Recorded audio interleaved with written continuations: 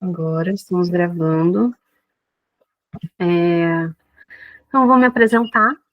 Vou me apresentar para vocês e para quem estiver assistindo aí depois. Meu nome é Isabela, eu sou uma psicóloga, trabalho na psicologia há 5 anos e tenho uma clínica de psicologia, inclusive é através dessa clínica que a gente está fazendo essa chamada, essa gravação. E eu também construí, junto com o Diretório Acadêmico de Psicologia da Unital, um projeto chamado Projeto Ponte, que é um projeto de encaminhamento de pacientes a profissionais da psicologia específicos para graduandos. E esse projeto, o nome dele se chama Psicologia Orientada na Transformação Estudantil. Então, essa palestra, assim como todas as demais que a gente vai fazer, vão ser para transformar coisas no cotidiano de dentro, né, da área que a gente nasceu. E a gente sabe dos problemas que podem ter isso, né, ter as questões da psicologia dentro da faculdade. A faculdade, ela não é fácil para nenhum de nós, e hoje temos aí esse movimento para melhorar esse dia a dia, para trazer reflexões e para trazer algumas mudanças mesmo. Então, hoje aqui a gente está, né, começando essa roda de conversa com a psicóloga Vitória Godoy, e ela vai falar sobre capacitismo e psicologia. Oi, gente, eu sou a Vitória, tenho 26 anos, sou pessoa com deficiência e sou formada em psicologia desde 2021 pela UMC e tenho uma especialização em sexualidade humana. Bom, e aí hoje a proposta é a gente debater um pouquinho sobre o tema, não é nada focado só em mim ou na Isabela, é para todo mundo interagir de forma livre, e aí quem for entrando vai se incluindo na conversa. Bom, primeiro eu achei interessante definir capacitismo, né? Vocês sabem o que é? Bom, Isabela, tem uma ideia? Acredito que seja o preconceito, né, com pessoas que têm algum Uhum. tipo de deficiência. Sim, exatamente. E esse preconceito ele pode ser dado em diversas áreas da vida da pessoa, mas hoje o foco foi capacitismo na psicologia. E eu fiquei pensando, né? Nossa, será que a minha deficiência impactou na minha formação e na minha profissão? Porque teoricamente, não, porque eu trabalho sentada, a minha deficiência é física. Eu tenho mielomeningocele e é uma má formação na coluna vertebral. Então, na vértebra L5, L6, se formou uma bolha onde a minha coluna ela ficou para fora, então teve que fazer uma cirurgia de emergência assim que eu nasci, só que isso foi em 1998. Hoje em dia, essa cirurgia já é feita dentro do útero. Bom, e dependendo da altura da lesão dessa deficiência, existem aí as comorbidades. Então, tem pessoas que usam muletas, assim como eu, algumas cadeirantes, outras andam sem apoio nenhum, apenas com uma botinha ortopédica. E aí, diante disso, eu fiquei pensando, será que vai afetar? E aí, no estágio, né, eu já percebi que sim, porque eu vou citar aqui alguns exemplos de situações, e se vocês tiverem também, vocês podem ficar aberta a falarem. Lógico, eu não vou citar nome de ninguém quando eu for usar exemplo de amigos e tudo mais, mas meus exemplos não tem problema nenhum. E aí, como eu já disse, no estágio eu já me deparei com isso, porque queriam que eu atendesse numa sala de cima, no andar de cima, e até então eu sempre atendi embaixo, até porque a clínica escola onde eu estudei fica no andar de baixo. E nesse momento eu questionei ali, não, será que não tem como ser no andar de baixo? Porque fica muito mais simples para mim fazer isso, afinal de contas, várias escadas e tudo mais. Gente, aqui vocês vão ouvir barulho de cachorro, gato, periquito, papagaio, enfim. Então, se vocês estiverem ouvindo algum barulho, é isso. E aí, naquele momento, eu já tive que me posicionar, e eu sempre tive muita dificuldade de me posicionar. Então, algumas vezes eu até travei, né? Já teve situação em banco, porque eu tenho pino nos pés, né? E tenho as muletas. Então, apita quando você vai passar pela porta, né? Já não me deixaram entrar no banco, por exemplo, sabendo que isso é um direito meu, então eu tive que resolver tudo do lado de fora do banco, né? Sendo que o que eu tinha para resolver ali era na área interna. Acabei entrando porque fiz barraco, né? Mas caso contrário, e eu costumo brincar, inclusive, que nesses casos eu não sou totalmente anti-barraco, porque às vezes ele se faz necessário, né? Porque eu tenho 1,40 m, eu já tenho piercing, tatuagem, as pessoas já me veem como uma jovem alternativa, e aí tem deficiência ainda, então você tem que, às vezes, ser até um pouco mais impositiva para lidar com situações de preconceito, desrespeito, enfim. E aí, depois disso, já tiveram algumas situações onde eu fui atender a porta e perguntaram: Você é psicóloga? Me olhando de cima a baixo. E aí, lógico, eu costumo manter o profissionalismo, então eu respondi simplesmente: Sim, boa noite, eu sou a psicóloga. E aí, durante o atendimento, é que você tem a oportunidade de mostrar que se o seu trabalho é de qualidade ou não, e mostrar também que isso não tem absolutamente nada a ver com a deficiência. É perfeitamente possível trabalhar, seja em qual for a área, lógico, de acordo com suas limitações. Eu não trabalharia em loja, por exemplo, que eu teria que ficar o dia inteiro em pé. Isso seria fora de cogitação, né? Então, de acordo com as suas limitações, é perfeitamente possível ter uma profissão e trabalhar. Lógico que eu venho de uma bagagem também de privilégios, porque não sei se vocês viram, saiu uma notícia recente em que não tem empregabilidade para pessoas com deficiência. Somos 1% da população que tem acesso à educação, por exemplo. Eu tive acesso à educação porque eu recebi ajuda financeira. Tive essa bagagem, né, de privilégios, como já disse, mas não é a realidade de muitos. Tanto é que algumas pessoas com deficiência ainda não costumam nem sair de casa, infelizmente, né? Essa é a realidade. E se expor, aparecer em câmera, e eu estava até falando com a Isa um pouco antes, né? Eu comecei a falar sobre capacitismo não porque eu queria, mas porque eu vi que era muito necessário. Até então, eu não queria parecer clichê. Eu não queria falar sobre deficiência ou capacitismo só porque eu tenho uma deficiência, mas eu vi que a demanda era tão gritante que ninguém falava sobre isso e que às vezes as pessoas nem sabiam o que é o capacitismo. Tem muita gente que, se eu pergunto, você sabe o que é capacitismo? Responde que não. E é um assunto tão necessário, né? Pelo menos na minha visão, e eu vejo que realmente é, né? Porque, bom, eu já me deparei com outros exemplos, como eu disse, exemplos de amigos. Eu tenho uma amiga que também é psicóloga, e pacientes já se recusaram a ser atendidos por ela, e eu fiquei até chocada, assim, recusou na lata. Não, eu não quero, porque eu não sei se você vai ser boa me atendendo. Imagina a pessoa com deficiência escutando isso, né? Deve ser assim horrível. Eu nunca passei por esse tipo de situação, ainda bem. Mas eu também tenho outro amigo meu que a deficiência dele também é física e ele anda sem muletas, mas anda com dificuldade. E até então ele fazia terapia online, né? Que é um caso à parte, porque às vezes a pessoa nem sabe, né, que você tem uma deficiência ou não, enfim. Mas aí, lógico, ele, como paciente, falou que tem uma deficiência e ela aconselhou ele a se internar numa casa, uma instituição, né, de lar de cuidado, enfim. Só que não era a questão, ele não precisa, ele inclusive mora sozinho, né? Mas ali, a falta de informação, de capacitação dentro desse tema, né? Ele falando ali das limitações dele, e aí um dia eles marcaram uma sessão presencial e ela sugeriu, né? O sugerir dentro da psicologia já é um outro assunto, né? E aí ela, então, viu a condição dele, então, o que que você acha, né?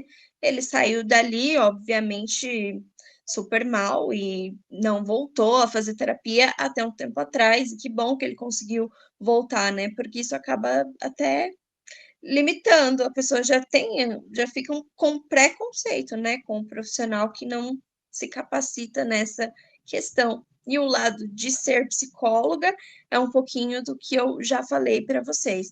Altera, mas não altera, porém depende. Às vezes eu passo um tempo com o cliente, né, as sessões iniciais, e depois eu falo, olha, tem uma deficiência, você já sabia, já olhou as redes sociais, e 80% das vezes o que eu escuto era, nossa, nem parece. Mas o que é, né, parecer uma pessoa com deficiência? E aí, alguma consideração? A proposta aqui é a gente debater mesmo. É um bom pensamento, né, Vicky? Esse questionamento de o que é parecer. Eu acho que agora tem se questionado mais também com as pessoas com deficiências invisíveis, né? Com autismo, principalmente, né? Eu tenho uma amiga que ela é psicóloga e ela é autista e ela fala disso abertamente, até para criar essa conexão com o público dela, que é um público também que ela atende, mas ela fala isso, gente, o quanto que isso às vezes a gente vai normalizando, vai sendo uma forma sutil de falar, entre aspas, e que vai ferindo aquela pessoa, né? Às vezes a pessoa nem percebe ali naquele momento, mas depois, ao finalizar o dia, tem esse impacto emocional, tem esse impacto a mais, né? Então, o que é parecer uma pessoa com deficiência? E esse questionamento com relação à clínica, no começo da minha faculdade, eu tinha uma colega que ela tinha deficiência visual e auditiva também. Então, ela tinha que sentar bem ali na frente da sala para ela conseguir, a prova era adaptada, enfim, e tinha uma pessoa cadeirante também, uma garota cadeirante também. E aí também era todo esse perrengue de tentar colocar a sala de aula embaixo para que seja mais acessível, porque às vezes os elevadores não funcionavam, ou não tinha alguém ali para auxiliar aquela pessoa no elevador, ou os professores não estavam sabendo dessa deficiência dos alunos, não sabiam como adaptar e etc, sabe? Era um caos, por exemplo, quando era slide e ela não enxergava, sabe? E aí tinha aquele preparo de vou passar o slide para você, mas como que isso impacta no aprendizado dela depois, sabe? Como que seria para ela acompanhar, digamos, o desenvolvimento da sala de aula. Acabou que eu mudei de período depois da faculdade e eu não sei de verdade se elas se formaram ou não, mas era uma questão que eu ficava, gente, às vezes se a gente não olha, não existe, sabe? Se a gente não olha para isso, passa despercebido, a gente continua vivendo a nossa vida e aquilo não é uma questão para a gente contribuir, para a gente ser alinhado, né? A gente conseguir ajudar e dar o suporte ali para aquela pessoa. Então, são reflexões super necessárias, Vink. E você falando, eu fiquei assim, gente, como que a gente não pensa nisso, né? Como que a faculdade não pensa nisso? Como que outros profissionais não pensam nisso? Sim, sim, você falou do elevador, e onde eu estudei era aquele modelo de elevador antigo que precisava ter um bedel ali apertando para o elevador subir. E eu já me atrasei várias vezes em sala, em aulas, em coisas importantes, porque eu chegava no elevador e o bedel não estava lá. Sendo que essa é a função dele, né? Estar ali no elevador, mas porque tinha uma ou duas pessoas com deficiência na faculdade, eu estudava à noite, então no período da noite eu lembro apenas de mim e mais uma colega que usa cadeira. Então, se nenhuma de nós duas estivesse precisando, na cabeça dele, talvez não precisaria estar ali, né?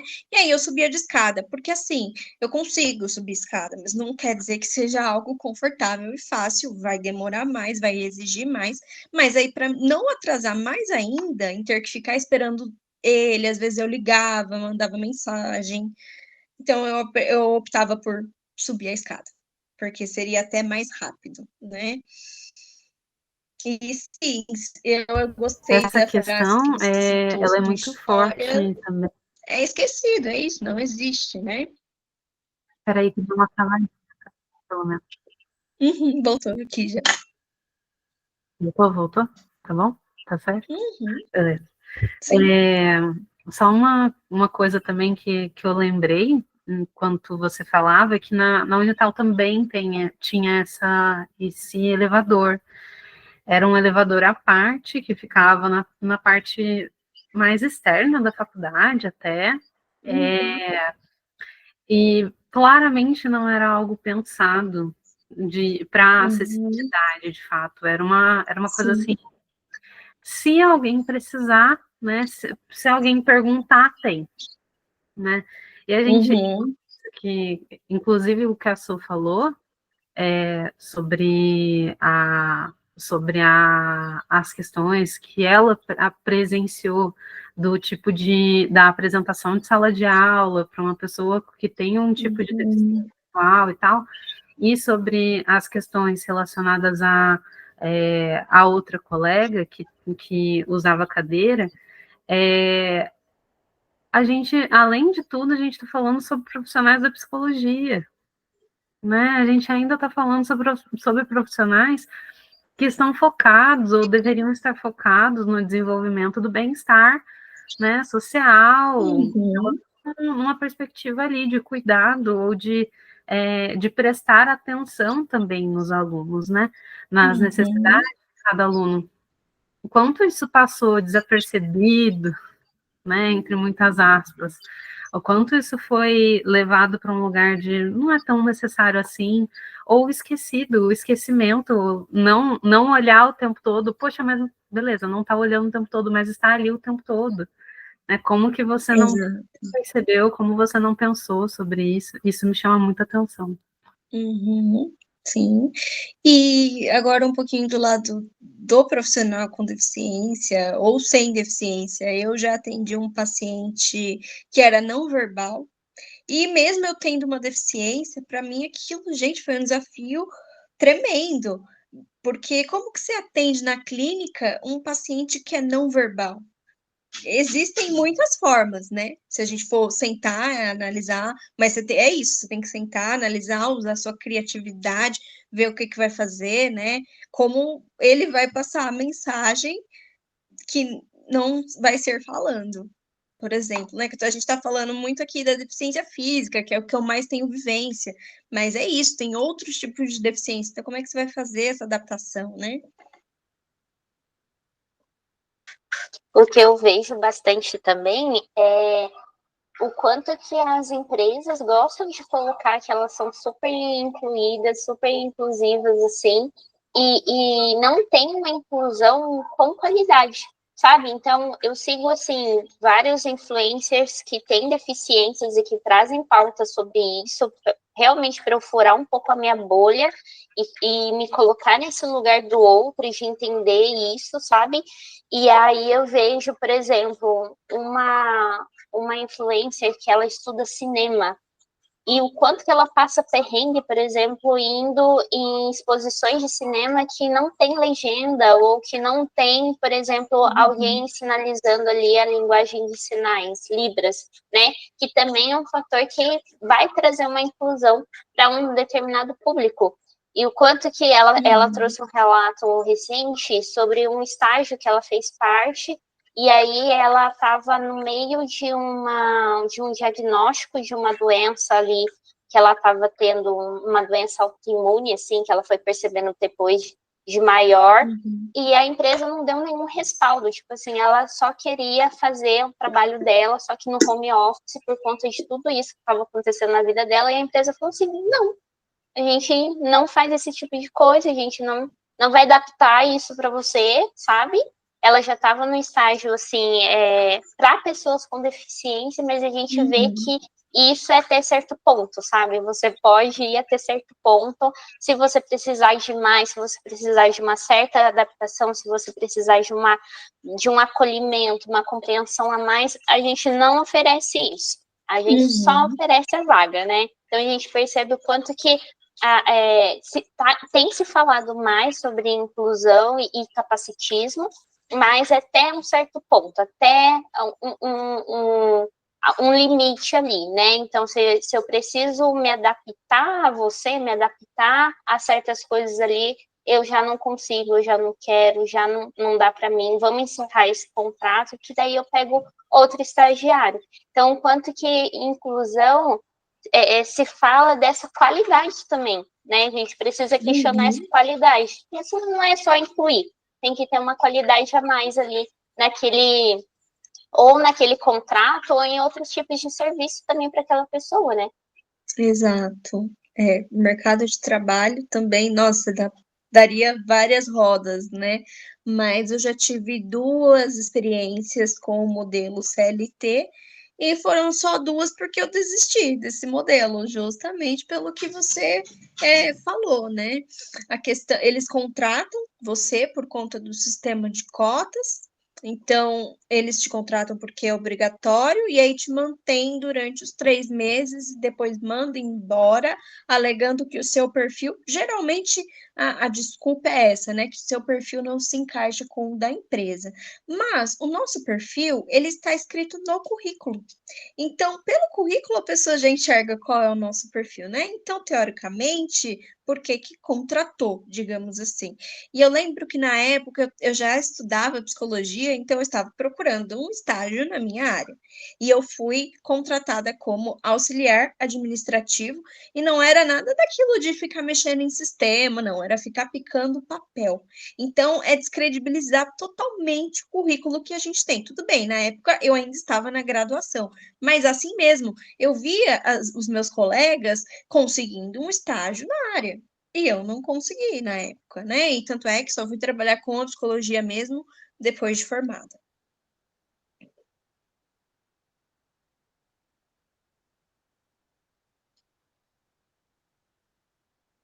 Tem coisa que é chocante mesmo, né? Você olha, Sim, são coisas que não são passadas no dia a dia.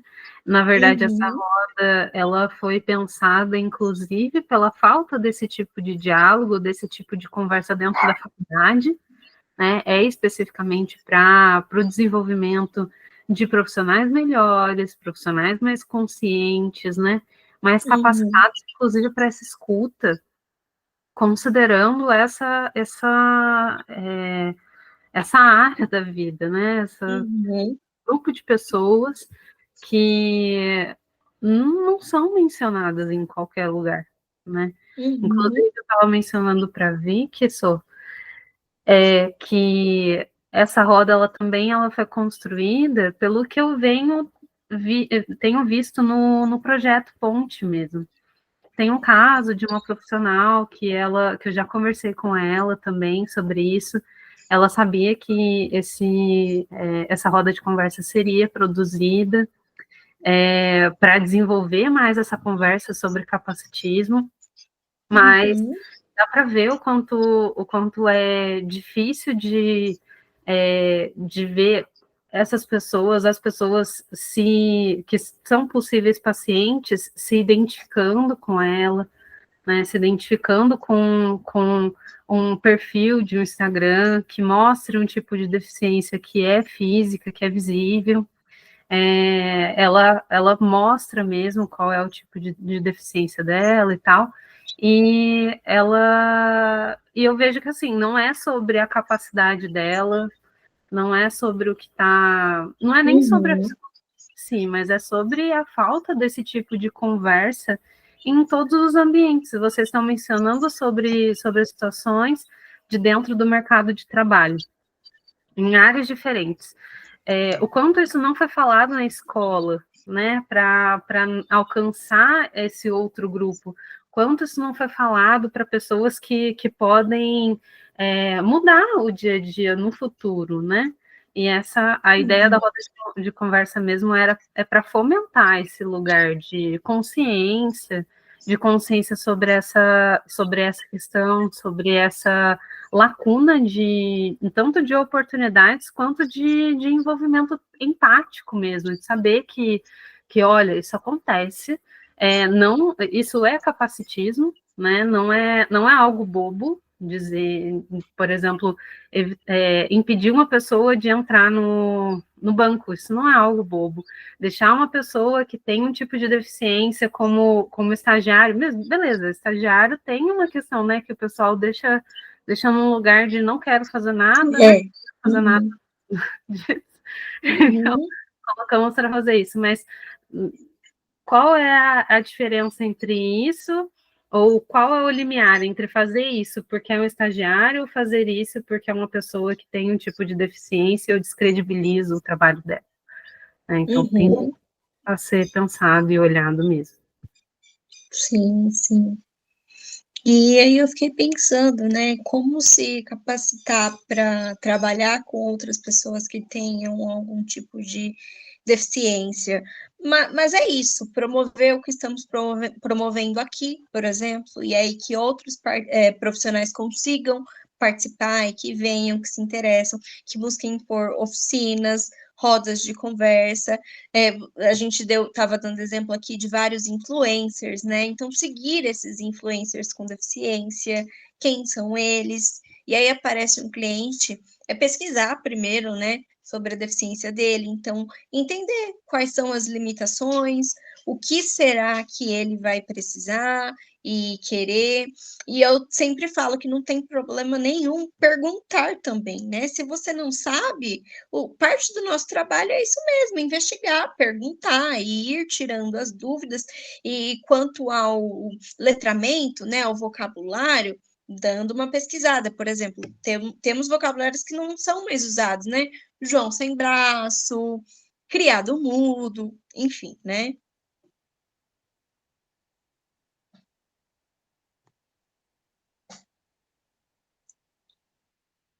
Eu acho que é legal a gente pensar também sobre quantas pessoas quiseram estar aqui com a gente hoje, sabe? E isso também já demonstra que, poxa vida, qual que é o interesse delas nesse assunto, sabe? Como que elas, que tipo de pensamento que elas têm sobre esse assunto, o que elas estavam esperando sobre essa roda de conversa, por que elas não puderam estar. Lógico que entrevistas acontecem de fato, mas por que esse assunto não desperta interesse na nossa área, né? Não desperta interesse de forma geral dentro da sociedade. Porque ele pode gerar esse desconforto, mas é um desconforto que a gente que é necessário a gente olhar, né? Que é necessário a gente pautar e discutir e etc. Então, eu estou pensando, quando você trouxe essas falas, eu fiquei pensando, poxa vida, por que não teve mais pessoas aqui? Porque é um horário ok, teve inscritos, teve gente comentando e etc. Então, qual que é o motivo disso não despertar o interesse da galera, né? Também é uma pauta para a gente refletir. Sim, é legal a gente tentar investigar, né? Porque mesmo que teve o probleminha com o link ali, eu pelo menos, eu sei que vocês também enviaram o link certo. Inclusive, acabei de receber um recado aqui de que não abriu. Não sei, né, se a pessoa não conseguiu abrir ou se não abriu mesmo, porque eu vi que teve gente que conseguiu entrar, enfim. E é isso, tem o interesse inicial, mas na hora de debater mesmo, poucas pessoas aparecem, né? Mas é o que eu falei para a Isa, se for uma pessoa e a gente conseguir passar a mensagem, né, e principalmente por ficar gravado, eu acredito que outras pessoas vão acabar assistindo, já está ótimo. É um trabalho de formiguinha mesmo. Eu estava comparando esses dias, né, com outras pautas que eu trabalho, o feminismo, a pauta LGBT e a pauta pessoa com deficiência, capacitismo, é um bebezinho que está engatinhando ainda, né? E eu falei que no começo eu não queria falar sobre isso, mas se eu não falar, quem vai falar, né? Eu conheço, lógico, outras pessoas que falam sobre isso, mas pessoas maiores, influenciadores, que têm milhares de seguidores, né? Enfim. É por isso também que é tão importante dar ênfase em influenciadores, pelo menos na minha perspectiva, né? Como eu mencionei para você durante a semana, mesmo que isso não esteja no nosso cotidiano, com uma pessoa perto da gente, que a gente se importa e tal, e tem algum tipo de deficiência, furar essa bolha faz com que a gente consiga olhar um pouco mais longe, né? Ou olhar para o lado, poxa, é uma questão de olhar para o lado mesmo. Perceber quem está do nosso lado, as dores de alguém que está do nosso lado, ou de alguém que pode passar por perto da gente. Então, o desenvolvimento pessoal que pode ser relacionado a isso é muito grande, mas é como você falou também, é uma questão de são a passos muito pequenos esse desenvolvimento. Na Sim. minha abordagem, né, eu sou da psicologia analítica. O meu olhar sobre isso tem muito a ver, eu percebo assim, pelo ponto de vista da sombra. Né, o que está na sociedade que a sociedade não quer olhar, porque é desconfortável de olhar, cobra, né, exige mudanças, e são mudanças ainda maiores do que a mudança de uma fala especificamente.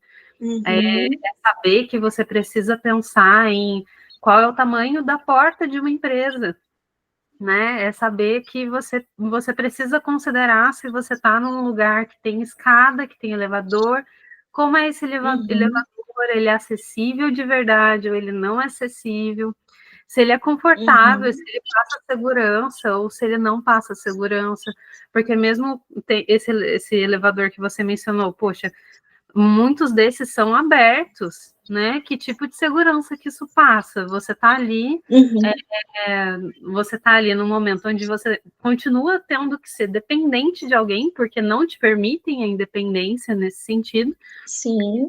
E você está num lugar que você se sente inseguro. Então, Exato. eu vejo que esse tema ele está muito na sombra ainda do que precisa. Tem esse tema. Acho que tem temas específicos que a gente vê o quanto é difícil de fomentar discussões. E um exemplo, mesmo que não tenha a ver com isso, mas um exemplo disso é sobre abuso infantil, né? Que teve ali no dia 18 de maio, foi o dia nacional de combate à violência infantil, e é um tema que é muito difícil de trazer, as pessoas têm muita dificuldade de falar e ouvir sobre isso, e bate mesmo, né, em lugares muito mais do que a gente consegue pensar. Mas eu vejo que está misturado com isso, com a sombra da sociedade, com a sombra dos comportamentos, né, e que nos obriga a olhar para algo que muitas pessoas não querem parar para olhar. Sim, sim. E a deficiência, muitas vezes, claro que nesse caso feiura é mais no sentido relativo, mas a deficiência de fato é associada ao feio, né? E não necessariamente, eu particularmente me acho muito gata, brincadeira, mas assim, já é associado, por isso que falam, você nem parece deficiente, mas o que seria parecer, né? Falam isso porque eu sou bonita, mas eu tinha que ser feia, então, para ter uma deficiência, né? E sobre a questão do elevador, é isso, às vezes eu estava na sala de aula e as minhas colegas me chamavam para descer, para ir para o intervalo e subir rapidinho. Gente, eu nem ia, porque eu já me desanimava só de pensar que eu ia ter que chamar o bedel, entendeu? Às vezes eu ia, estava mais disposta, acabava indo, mas 90% das vezes, não, vão lá, daqui a pouco vocês vão voltar, e aí a gente interage na sala mesmo.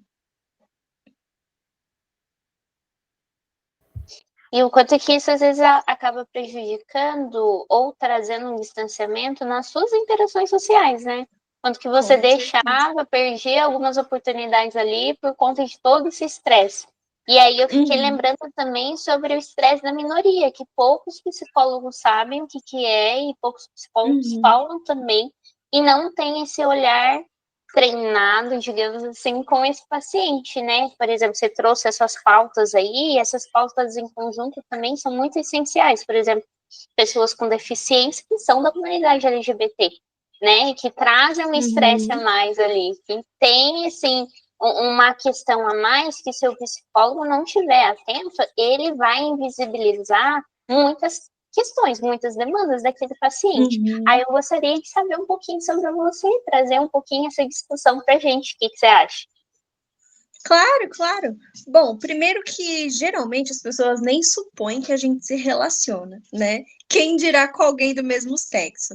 Então, eu sou casada com uma mulher e muitas vezes eu tô com ela e ela é tudo, amiga, prima, irmã, já perguntaram se a gente é irmã, e eu respondo, não, ela é minha esposa.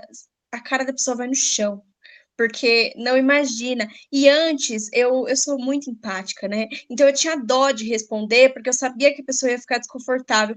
Agora eu não tenho mais dó, não. Porque se a pessoa perguntou, Ela quer saber, não é mesmo? Então eu respondo.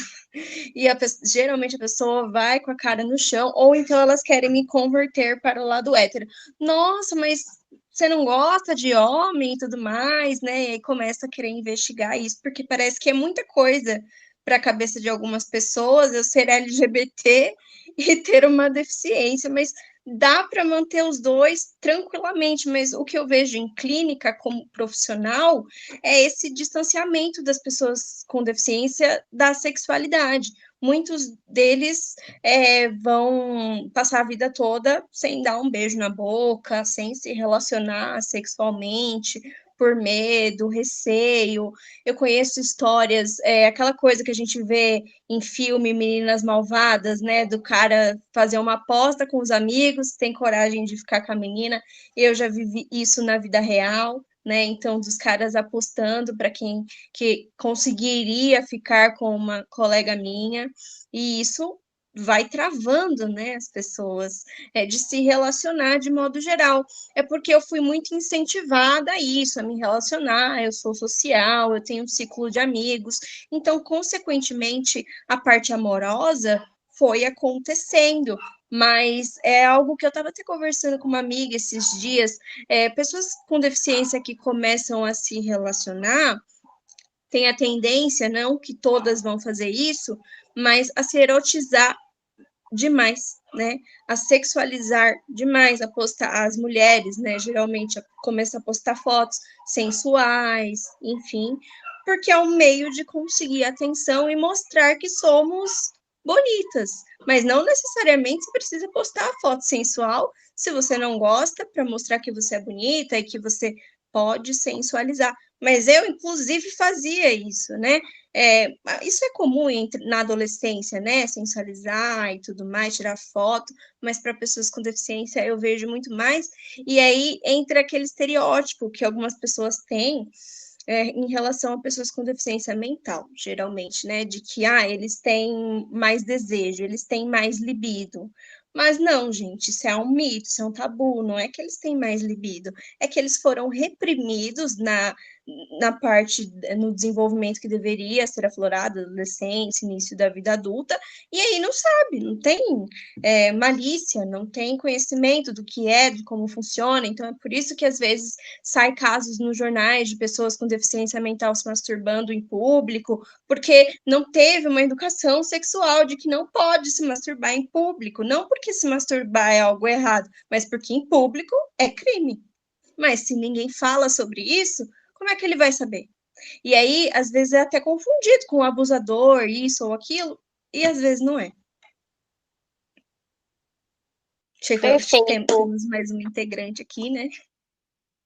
A Camila, linda, diva.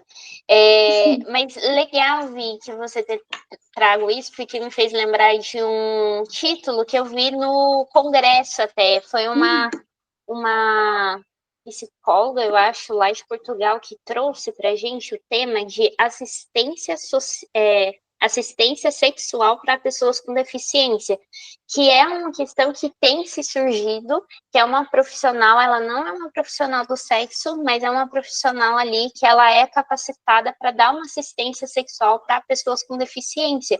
E eu achei isso incrível, sabe? Eu não sei se você já ouviu falar sobre isso, se sim, gostaria até de saber sua opinião, mas trouxe também essa pauta para a gente lá no Congresso, que pessoas com deficiência, elas têm desejo e a gente precisa olhar para isso e às vezes elas têm elas procuram em outras pessoas com deficiência esse suporte para se relacionar ou para falar sobre o tema, enfim, e às vezes o que eu vejo ou essa pessoa nesse lugar infantil, ingênuo, inocente, né, e que acaba acontecendo esses casos e todo mundo fica chocado e ninguém olha para esse olhar do tipo, gente, ele é um ser humano também, ele tem necessidades, eles têm desejos, e a gente precisa falar sobre isso.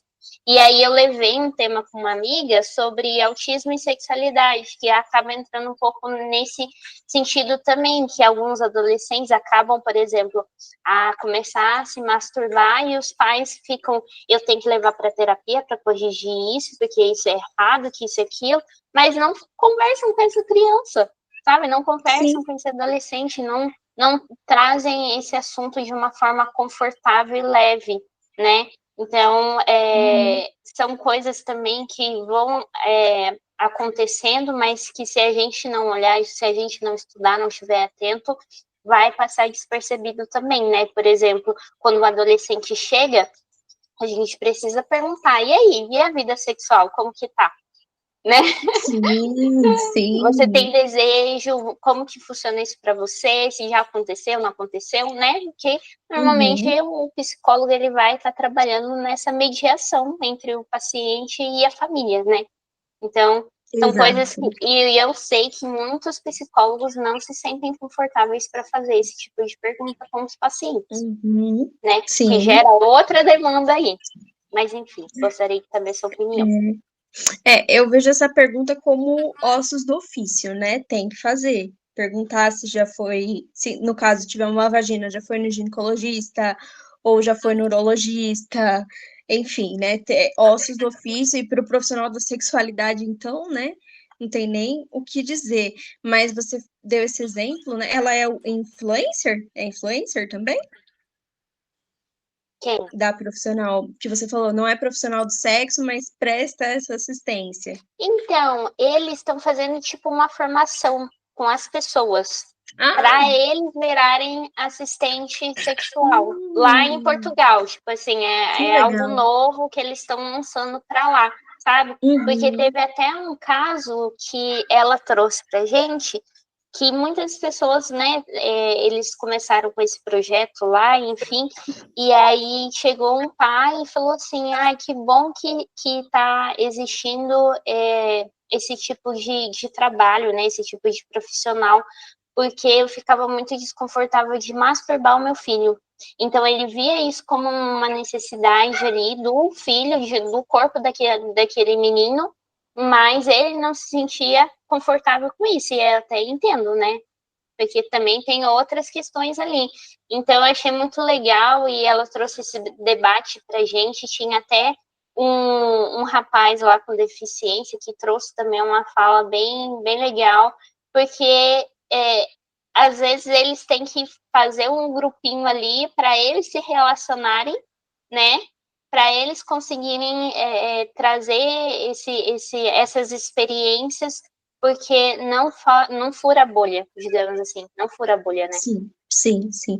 Eu estou em alguns grupos de pessoas com deficiência e é muito comum pessoas com deficiência se relacionarem com outras pessoas com deficiência também, justamente por essa questão de identificação, né? Até porque se você fosse relacionar com alguém que não tem deficiência, você vai ter que contar tudo, é cansativo, mas naturalmente, quando a gente está conhecendo alguém, a gente vai ter que contar tudo, vai ser cansativo, então a dinâmica acaba sendo a mesma, né?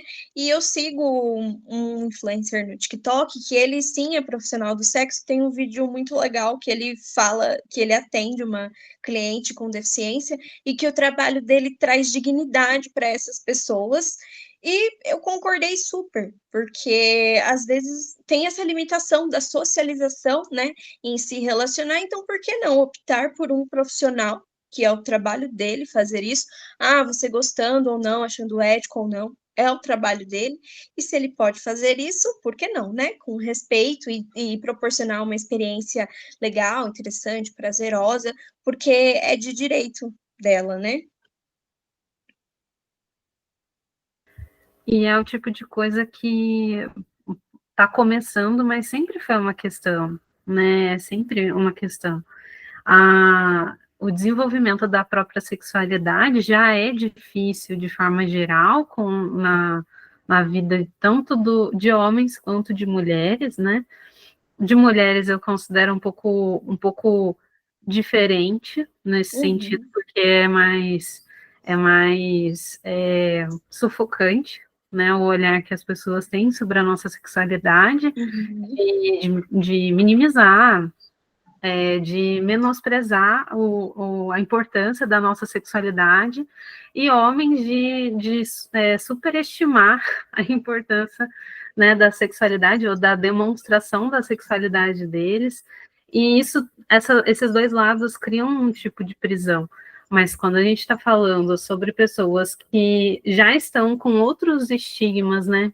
Porque é o estigma que pesa, é o olhar de você precisou, muitas vezes, né, uma coisa que eu já vi em alguns casos é você, se seu pai e sua mãe te ajudam com qualquer coisa da sua vida íntima, da sua vida pessoal, de higiene pessoal, de higiene básica, é quase que instantânea a infantilização dessa pessoa. E é uma coisa Sim. muito forte. E, na verdade, é surreal imaginar como uma pessoa sem deficiência, né, qualquer contato desse dos meus pais com a minha vida particular, com o meu corpo de uma forma particular. Mas tem outras pessoas que têm uma necessidade, que precisam, que dependem disso para ficarem bem, para terem uma vida básica, né? E como a falou desse trabalho que foi levado, acho que pode se expandir mesmo, e o fato de ter ido para o Congresso já abre um espaço muito forte, né, para vir para o Brasil, provavelmente, diretamente da Guiana brasileira, né? Então já vai dar para integrar aí no Brasil, e acho que tem muito para se construir, independente do trabalho mesmo dessas pessoas. Acho que sendo de uma pessoa profissional do sexo, sendo de uma pessoa que tá sendo um tipo de TO, né, querendo ou não, uma terapia ocupacional, né, não é uma coisa fora da psicologia, ela está dentro da psicologia, de fato, mais especificamente sobre a sexualidade. Acho que é super necessário, super interessante, e tem muito a ser ampliado mesmo. E aí a gente só vai ter acesso a isso, às vezes, nesses congressos, né, sobre sexualidade e diversidade, né, e aí cabe nós, né, como a Vicky trouxe a questão do letramento, nós, como profissionais, correr atrás e conhecer e discutir e ir à frente, porque como é algo que está começando, nossa, até chegar no Brasil, né, vai ser um sufoco. Mas se a gente, por exemplo, eu que fui e falei, cara, isso existe, isso já é um passo, isso já é um ponto, nossa, é muito esperançoso, talvez seja a palavra, sabe? Então a gente tem que, de fato, correr atrás e furar essa bolha aí para frente, porque senão a gente não muda nada, né? Pois é. Camila, Rafa, querem dar alguma consideração? Gente, a Rafa que entrou agora é pedagoga, então imagino que tenha algo para agregar também. Oi, gente, eu cheguei agora no finalzinho, né? Não consegui pegar o começo da palestra, queria ter participado mais, mas estava trabalhando. E o que eu vejo é exatamente isso, né? As crianças, agora eu estou trabalhando com crianças do 5º ano, e é muito tabu, muito velado, qualquer questão da sexualidade delas. Com as crianças deficientes é pior ainda. Então, acho que seria de grande importância ter aí um letramento, até não somente para as crianças, como também para os professores, né?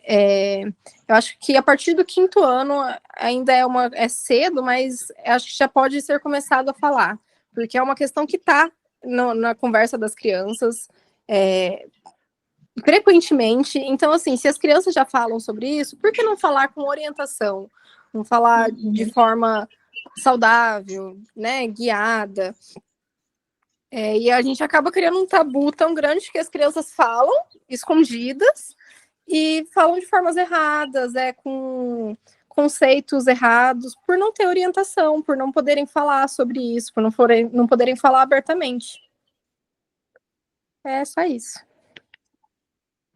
Eu também acabei entrando no final, não consegui entrar antes, mas eu acho muito importante esse tema, né? Não só em relação às crianças, mas também em relação aos adultos. Mas claro que começa na infância, né?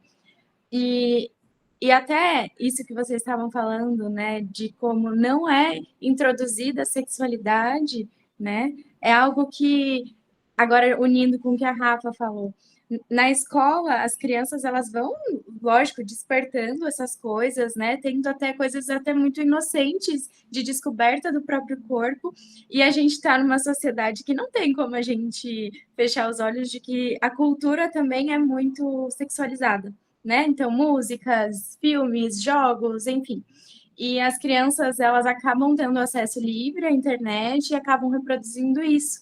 E muitas vezes os adultos que estão em volta, né, das crianças como um todo, mas principalmente das crianças com deficiência, acabam achando isso uma graça, né, tipo rindo, colocando até essa questão do humor, que acho que isso que a Vitória falou antes, né, de mulheres começarem a se hipersexualizar para ter essa questão, assim, pode começar lá na infância, né? Porque se quando surge esse assunto, vou até dar um exemplo de algo que eu presenciei quando eu fazia estágio em escola. Tinha uma garotinha que tinha síndrome de Down e estava na época aquela música da Anitta, que deitava no chão e fazia aquela dança.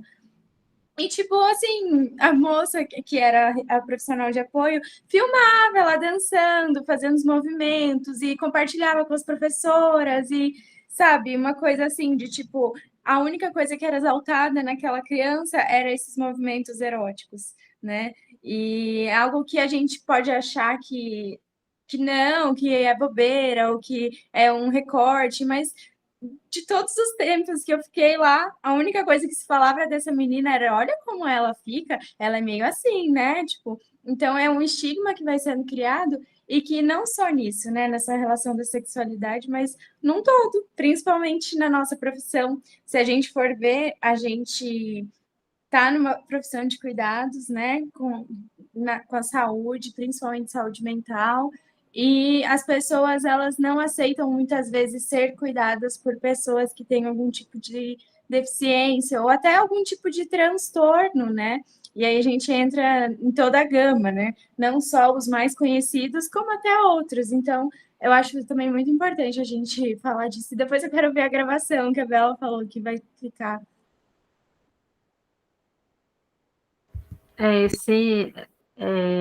Nesse olhar entrelaçando, né, a sexualidade e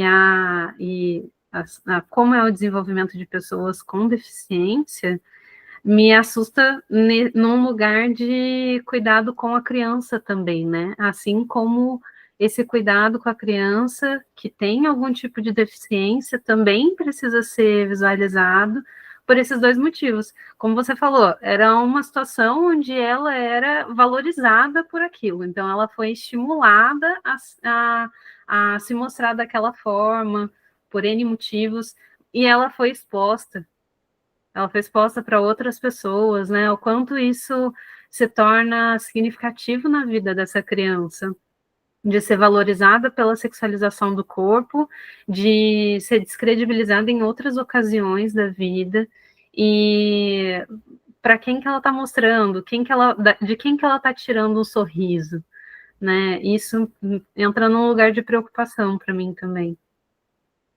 Sim, e só mais uma coisa, né, de que acaba meio que despersonalizando as pessoas com deficiência, né? De como se fosse ali só o corpo também, por N motivos, e não existisse ali uma alma, uma subjetividade, o que a gente quiser chamar, né, desse indivíduo, dessa identidade. Então, as pessoas acabam até objetificando, né? Sim, dois extremos, né? Ou a sexualização extrema, ou a falta dela ao extremo, nada disso existe. E isso acaba. Crianças são curiosas, né? E as crianças têm acesso à internet. Para crianças com deficiência, a curiosidade é a mesma. Então, essa falta de diálogo, né, sobre a sexualidade torna o acesso à pornografia, por exemplo, algo muito atrativo e fácil, porque se a criança não sabe, ninguém explicou para ela, ela vai pesquisar naturalmente, né? E vai ver coisa lá que não vai ser nada produtivo para ela.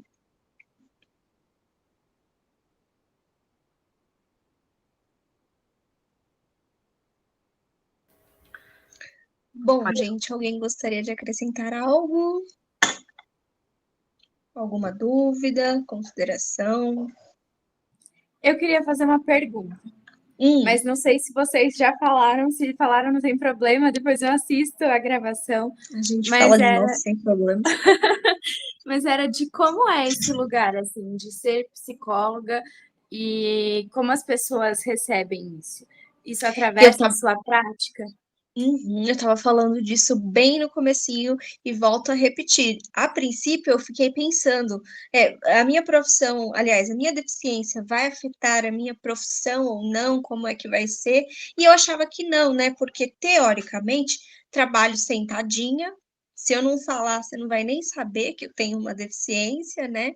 Mas no estágio isso já começou, quando queriam me colocar para atender numa sala no andar de cima, por exemplo.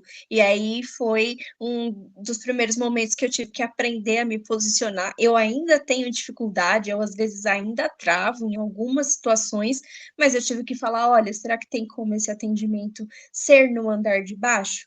Ou então de eu atender a porta, né, para paciente presencial, e eu já sou alternativa, né? Aqui não aparece, mas eu sou toda tatuada. Quem já me viu pessoalmente sabe. Então já passa que esse ar que as pessoas têm. Ih, será que travou? Que aqui para mim travou. Travou?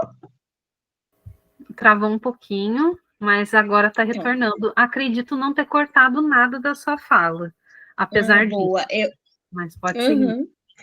Eu falei dessa questão de eu ser mais alternativa, então as pessoas já me veem como uma pessoa mais jovem. Então eu atendi a porta, me olharam de cima a baixo. Você é psicóloga? E você percebe, né? Eu digo que o capacitismo é como o abuso ou a homofobia. Você se sente desconfortável. A partir do momento que você tem essa sensação desconfortável, já pode ser configurado ali como capacitismo. Então eu percebi, né, que ele estranhou. Mas eu falei, lógico, eu mantenho o profissionalismo, sim, boa noite, sou a psicóloga. E aí, durante o atendimento, você vai desconstruindo essa visão que as pessoas associam, né? Você tem uma deficiência, então talvez o seu atendimento não seja de qualidade, e uma coisa não tem nada a ver com a outra. Eu trouxe aqui também exemplos de amigas, né, de pacientes que já se recusaram mesmo na lata de serem atendidos por ela ter uma deficiência, por acharem que a capacidade não está ali junto, né? Então, sim, acabou que a minha deficiência interfere na minha profissão. Trabalhar com criança, por exemplo, é algo que eu descartei, porque criança corre. Como é que eu vou correr atrás da criança? Né? Eu levo até para o humor, porque é isso, gente. Não tem como, né? Se for na rua, um atendimento na rua, a criança atravessa correndo, é perigoso, tem que ter o senso de responsabilidade também. Então, eu prefiro uma sala fechada, sentada, e com criança essa dinâmica se torna mais difícil. E tudo bem, porque criança tem que correr, tem que brincar mesmo.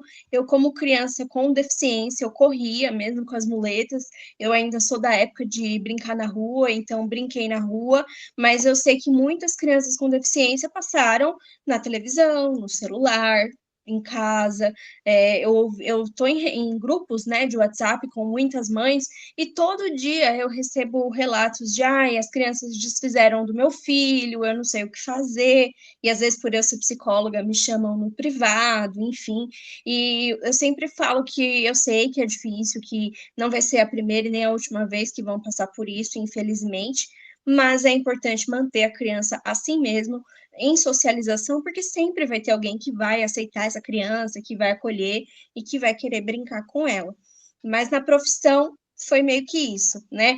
Online, eu atendo 100% online, então às vezes eu falo, depois de uns 2, 3 atendimentos, o que eu mais escuto é: nossa, nem parece. Mas o que eu estava falando até com as meninas, o que é parecer ter uma deficiência, né? Sim, completamente, né? E esse já entra no capacitismo, né? Sim, exatamente. Mas é uma fala, eu entendo que o capacitismo, ele muitas vezes não é intencional, mas não é por isso que ele não existe, né? É uma fala até automática, parece muito que é automático. Já me perguntaram, por exemplo, por que eu não tiro foto de corpo inteiro. E aí, isso faz muito tempo, faz anos. E aí eu percebi que realmente eu não postava foto de corpo inteiro. E agora, se você entrar no meu Instagram, você vai me ver de foto de biquíni. Porque, de fato, aquele pensamento pode ser que tinha sentido, né? Por que eu estava limitando essa parte das minhas redes sociais, da minha socialização? Mas a pessoa já pensou, será que ela se acha feia? Será que tem algum problema em mostrar o corpo?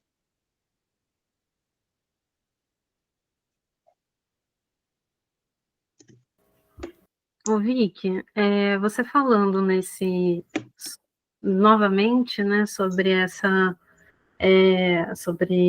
parte de como a sua deficiência acaba participando do seu dia a dia, né, e atingindo o seu dia a dia, me lembrou de uma questão que você mencionou sobre ter que se impor muito mais.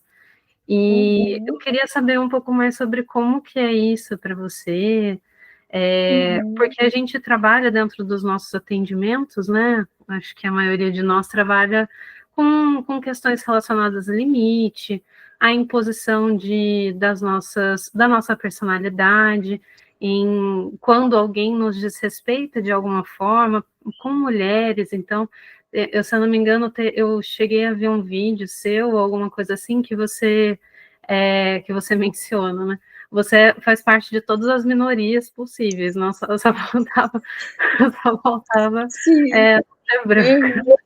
Então, mas a relação com o ser mulher, ter que se posicionar, ter que se impor diante a sua feminilidade, se impor diante da sua homoafetividade e se impor diante da sua questão de deficiência, como que é isso para você? Porque você, pelo que você mencionou, você teve que desenvolver isso muito mais forte, ou muito mais rápido, ou com mais cara de pau, talvez, que você gostaria. Uhum. Bom, é cansativo, e principalmente para mim, que tem aquela questão que muitas pessoas têm também de querer agradar o outro, né? Então, quando eu tenho que desagradar, é muito desconfortável para mim, mas eu levo isso como um exercício mesmo, de que eu não vou conseguir agradar todo mundo e que eu tenho que me posicionar e é desconfortável, mas paciência. Quanto mais vezes você faz, menos desconfortável fica, porque você vai treinando, né? E foi mais ou menos nesse mecanismo. E muitas das vezes que eu tive que me posicionar também, foi algo que não deu tempo nem de pensar. Né? Ou você faz isso, ou você vai. Por exemplo, eu gosto muito de ir em show, e aí eu tava com a minha esposa, eu entro pela fila preferencial e ela não. Já falaram que eu tinha que entrar sozinha. Imagina, gente, show do Péricles, eu sou pisoteada ali, imagina. Né? Não, é obrigatório, é direito meu ter um acompanhante. Onde eu quiser ir, eu tenho direito de ter um acompanhante. No cinema, eu tinha vergonha. Eu acho que é muito essa questão da vergonha também, né? Eu tinha vergonha em pegar fila preferencial, ou de passar na frente, ou de pagar mais barato em ingresso, coisas assim. Hoje em dia é que a vida adulta também traz isso, né? A gente quer agilidade, então eu acho ótimo passar na frente. Nossa, maravilhoso. Economizar em ingresso, perfeito. Mas talvez as pessoas que não têm deficiência fiquem pensando: nossa, por que ela tem direito a passar na frente ou a pagar mais barato em ingresso de show, cinema? Porque o social já é limitado para nós, né? Porque se você pensa em social, você pensa muito em esporte, por exemplo. Aí já limita um pouco, né? Então tem que ser mais barato porque eu gasto com remédio, né, que muitas vezes não é disponibilizado pelo SUS. Tem gente que gasta com sonda, com fralda, consultas médicas, então nem sobra dinheiro para se divertir, né? Então o dinheiro que sobra, que bom que tem desconto e tem que usar, tem que aproveitar mesmo. Mas é isso, o que me limitava muito em se posicionar era a vergonha ou medo de desagradar, enfim, mas aí teve que ir uma hora, né? Não tive muita escolha, na verdade, porque se eu tivesse que escolher, lógico que eu não escolheria ter que passar por capacitismo e ter que me posicionar.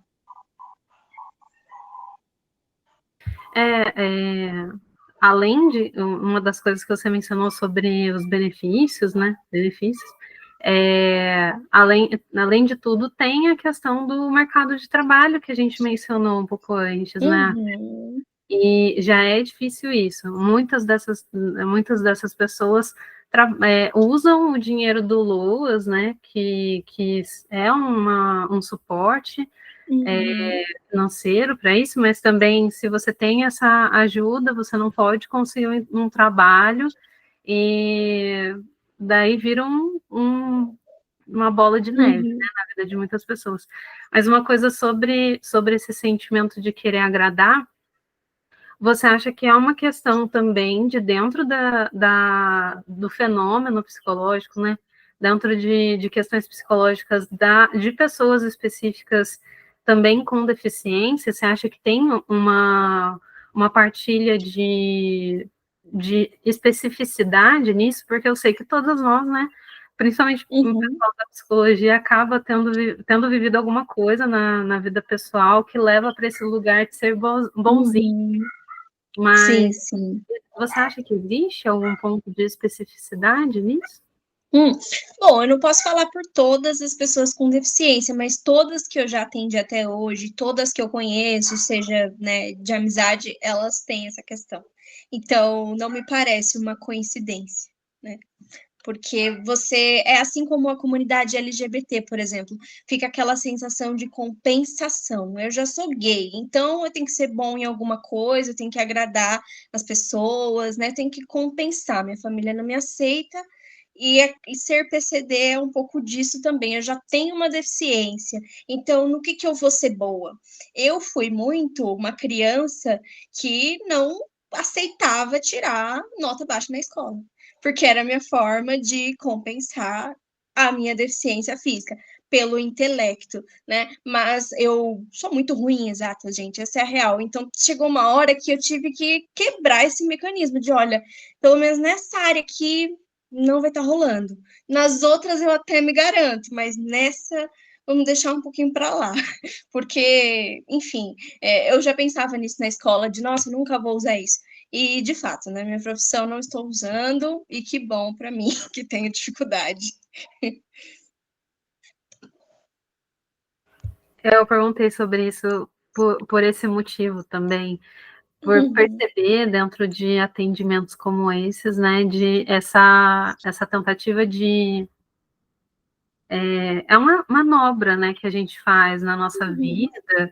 Não sei se sempre por compensação, como geralmente existe em casos de pessoas da comunidade, né, LGBT e mais, e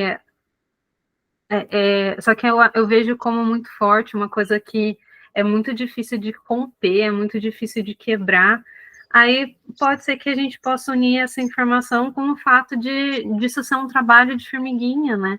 Pela dificuldade também do empoderamento, dessas pessoas terem cada vez mais confiança e autoconfiança, segurança e independência também. Acho que parte do nosso movimento de empoderamento tem muito a ver com a nossa independência, né? E a gente ainda mantém essa crença de dependência e muitas coisas na nossa vida, nas estruturas físicas de prédios, de calçada, de ruas, que envolvem essa dependência. Né? Sim. Então, acho que isso cria uma rede de questões que a gente pode ir cuidando aos pouquinhos, né? Entendendo que cada um precisaria fazer o seu papel, né? Sim. E o nosso, como profissional da saúde, da educação, é se capacitar cada vez mais, como a gente estava falando antes, seguir influenciadores, claro, influenciadores que agem com ética, né? Que falam sobre o assunto, fazer oficina, fazer curso, porque é dessa forma que a gente aprende, né?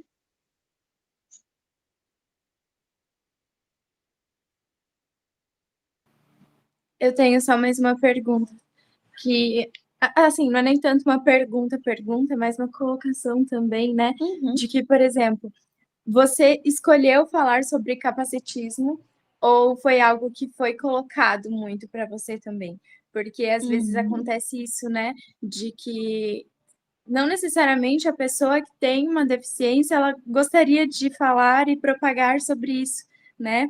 E às vezes é o único lugar que a sociedade permita que esteja, né, nesse lugar de conhecimento, não só de fala, né? Porque de fala você está o tempo todo, mas das pessoas pararem e ouvirem, né? E aí eu queria saber, assim, se foi algo que foi mais assim construído ao longo do tempo, com vontade também, ou se você também percebe que é algo que às vezes é mais empurrado, sabe? Bom, a princípio eu pensei que eu seria empurrada, né? Que eu teria que falar sobre isso, então eu quis ao contrário, eu não queria parecer clichê, eu não queria falar sobre capacitismo só porque eu tenho uma deficiência. Então eu fugi totalmente, né? Eu fiz a pós em sexualidade, fui para o atendimento clínico trabalhando com questões totalmente diferentes, até porque a procura de pacientes com deficiência é bem baixa. Agora eu tenho 2 com deficiência, eu ainda acho baixo, né? Então eu não lidava com isso. Mas eu comecei a perceber que era muito necessário, porque quando eu falava, quando surgiu o assunto, ninguém conhecia, ninguém entendia e pedia para eu falar um pouco mais sobre. E aí eu pensei, bom, já estava fazendo vídeo para o TikTok sobre outros assuntos, e aí comecei a fazer vídeos sobre esse assunto também, e até que o meu vídeo ele viralizou, e eu fiquei, caramba, então é um assunto que, né, talvez eu volte a falar novamente e voltei. Tanto é que essa semana mesmo eu postei um vídeo e aí as pessoas começam a fazer mais perguntas nesse vídeo, consequentemente eu faço mais vídeos, né? Então agora não tem como fugir do assunto, mas eu ainda trabalho com outras demandas e eu não queria ser associada somente a esse assunto, mas é um assunto super importante.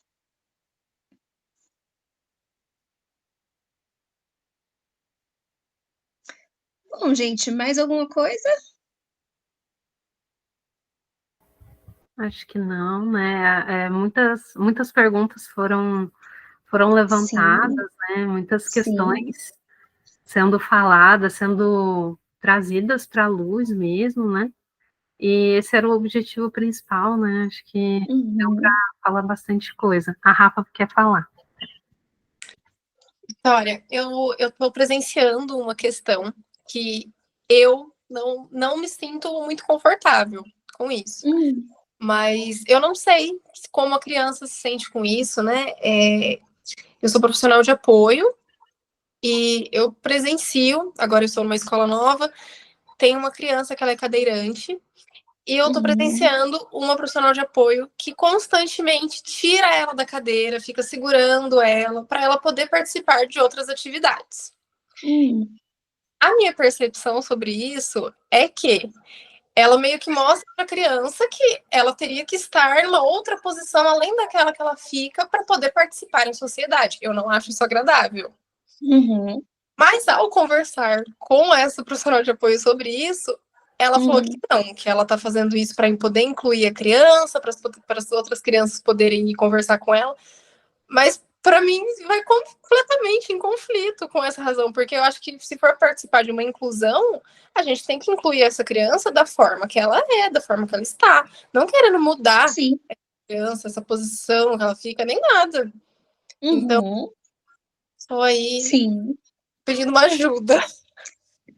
Bom, você já tentou conversar com ela, né? Então a gente já encontrou uma limitação aí. Se você quiser passar o meu contato, eu tentar conversar, ou, né, movimentar aí um outro profissional que possa te ajudar, acho que seria interessante.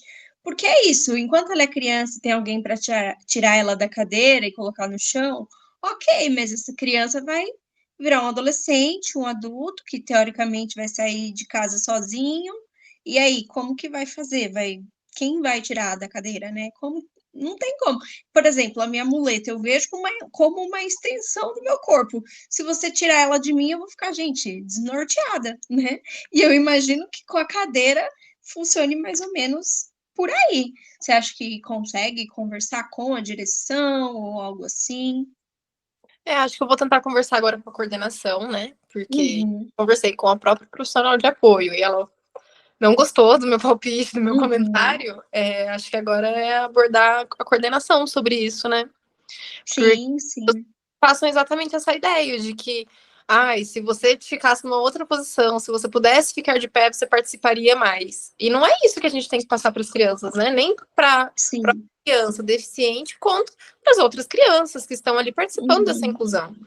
Então, Sim, até porque ela não vai ficar de pé, né? Eu sou bem exatamente. direta nessa questão. Ela não vai, então não faz sentido nenhum. Exatamente. E daí a desculpa que eles falam às vezes é, ai, que é para ela alongar o corpo. Gente, a menina já faz acompanhamento com fisioterapia. Se alguém vai alongar o corpo da menina, vai ser a fisioterapeuta, não é você sem formação para isso. Exatamente. Ah, então tá bom. Obrigada, Vitória. Imagina.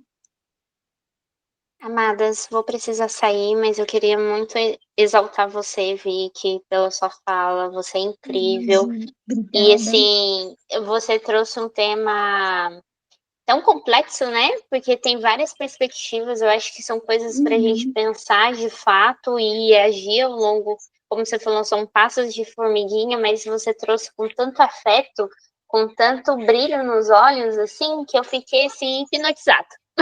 Que bom, Então, eu que queria bom. agradecer por você trazer esse tema com tanto amor para a gente e trazer essa formação. Acho que vai ficar muito martelando no nosso coração ao longo da semana. E eu espero ver você em outras oficinas também, trazendo outros temas e outros conteúdos que você domina e tem a prática clínica, que eu acho que você tem muito a agregar na nossa clínica também. Então, eu agradeço muito. Eu só tô saindo porque eu tenho que comer alguma coisa, eu vou para os meus atendimentos agora de noite. Imagina, vai lá. Mas, olha, eu tenho certeza que a gente ficaria aqui por umas 3 horas. Sim, Tranquilo. tem muito assunto. Mas Muito obrigada gente. mesmo, viu? Beijinhos. Até a próxima para vocês. Beijo. Bye, bye.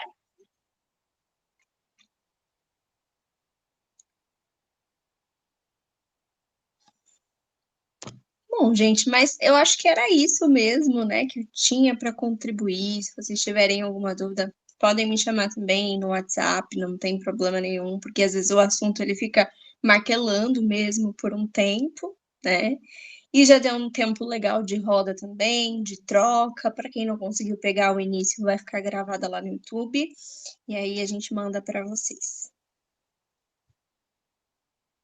Então, eu queria agradecer aqui a presença, né, da Vitória. Ela se disponibilizou para fazer essa roda de conversa, que é super importante para o Projeto Ponte.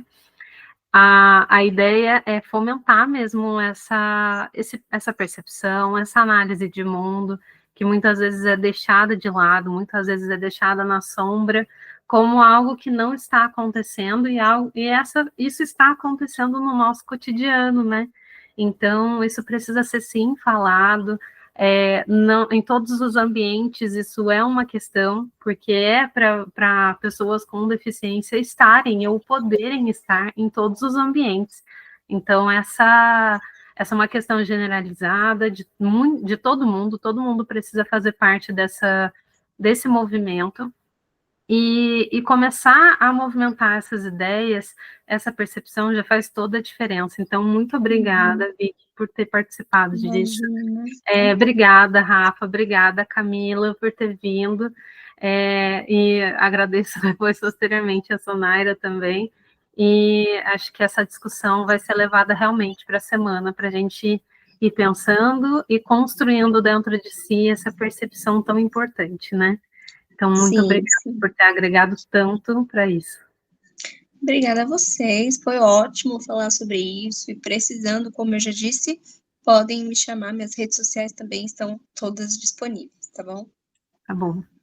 Eu vou enviar para todos que se inscreveram para a palestra, para a roda de conversa, o seu Instagram, o link do YouTube, né, que ficou disponibilizado depois, daqui a um tempo já libera, e daí eu deixo tudo certinho, o seu contato, e envio com a possibilidade, sim, de conversar sobre isso, e também marcar outras rodas de conversa, né, que você também tem uma roda de conversa pela frente, né? Tem mais uma. Pois é. Que vai ser mesmo? Na verdade, é uma oficina sobre capacitismo. Ela vai ser presencial aqui em Mogi das Cruzes, lá no cursinho Maio de 68. Tem o link de inscrição no final do texto. Se quiserem, eu mando para vocês. E eu sei que fica um pouco difícil, né, para vocês que são de Taubaté vir presencial, mas se conseguir vir um dia para dar um alô, a gente tomar um café, já vai ser ótimo. É do dia 5 de junho até o dia 18 de julho. Que legal, tá bom. Então, eu vou liberar também essas informações para passar para os grupos, para ver quem tem interesse, quem tem disponibilidade para ir. E foi um prazer te receber aqui nesse momento. Prazer foi meu. Eu desejo uma ótima noite para cada uma de vocês e a gente se vê. Boa noite, gente. Muito obrigada, viu? Beijo, Tchau, gente. tchau. Até, se cuidem. Muito prazer, viu, Rafa? Eu adorei, gente. Eu queria ter chegado desde o comecinho, mas fica aí para a próxima agora. Vou divulgar também sua oficina. Quem sabe para a próxima mais de apoio também, né? Vai ser legal. E próxima vez eu tento participar desde o começo. Tranquilo. A gente te manda o comecinho. Está disponibilizado no YouTube. Você também pode conversar com a gente sobre o que você achou depois, né? E a gente vai criando essas oportunidades, né? Você é de onde, Rafa? Eu sou de Mogi também. Eu conheci a Vitória, inclusive, no cursinho de Maio 68. Onde eu vou dar oficina. A gente se conheceu pessoalmente. Que legal, que legal. Então, acho que em Mogi vão ter algumas outras coisas, né? A gente vai tentar criar algumas coisas em Mogi também. Ótimo. E o que a gente puder, né, ir aumentando o espaço de alcance mesmo desse assunto vai ser essencial. Em Taubaté, a gente está planejando uma conversa numa clínica de fisioterapia daqui de Taubaté, que é uma clínica também mais ou menos social, ali tem um valor bem, bem acessível dentro dos valores aqui da região. Então, mais para frente, a Vicky também vai estar em Taubaté, viu, Cá? Sim, vou presencial também. Um pouquinho para cá, pelo menos. Não só de online, viver psicólogo. Vamos tomar um café também, né? Sim, por favor. Então, muito obrigada novamente. Imagina. Boa noite para todos vocês. Boa noite, Rafa, gente. foi um prazer. Camila, foi um prazer. Vicky, foi um prazer. Até a próxima. Beijo. Tchau, até mais. Tchau, tchau. Até.